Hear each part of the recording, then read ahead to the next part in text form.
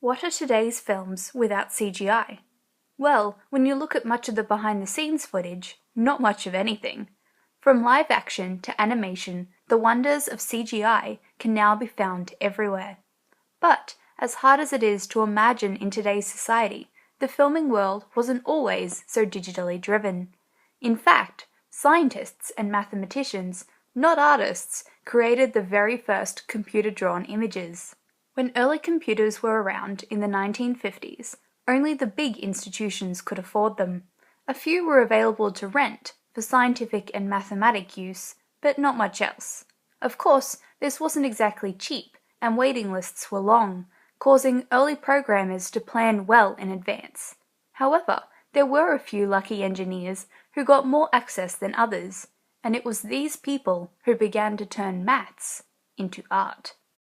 Charles Chuck Suri, artist, computer graphics pioneer, and professor at The Ohio State University.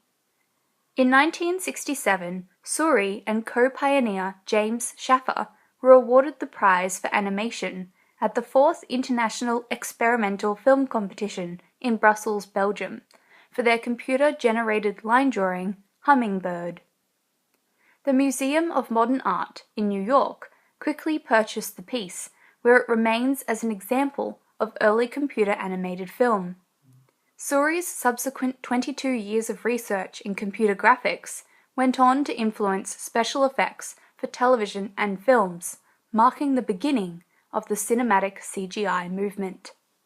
Moving forward, 1973 saw the first appearance of computer-generated imagery on the silver screen, with the sci-fi western Westworld. The film tells the story of an adult theme park called Westworld, with human-like androids whose programming goes haywire, causing a gunslinger android to stalk and kill guests. You have no control over the robots at all. Director Michael Crichton wanted the killer android to see differently than humans. The end result was cinema's first 2D computer imagery. As with any successful film, Westworld was quickly followed in 1974 by a sequel, Future World. Future World holds the title for first film to use 3D CGI.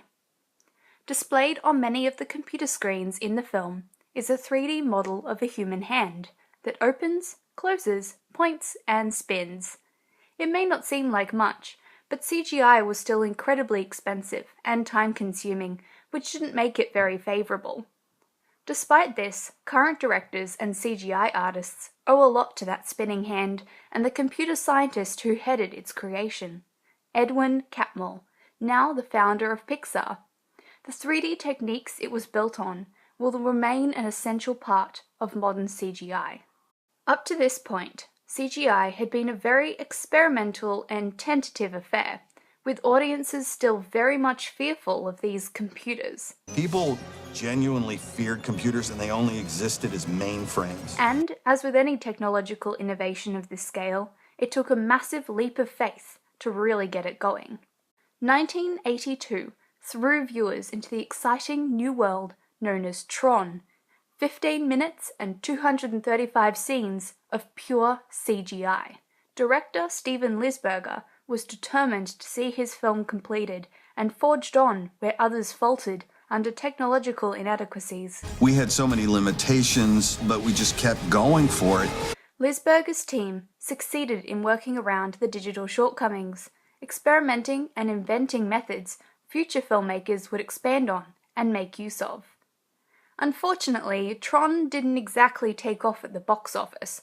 With its computer-oriented language and storyline, audiences were left confused and overwhelmed. I don't get it.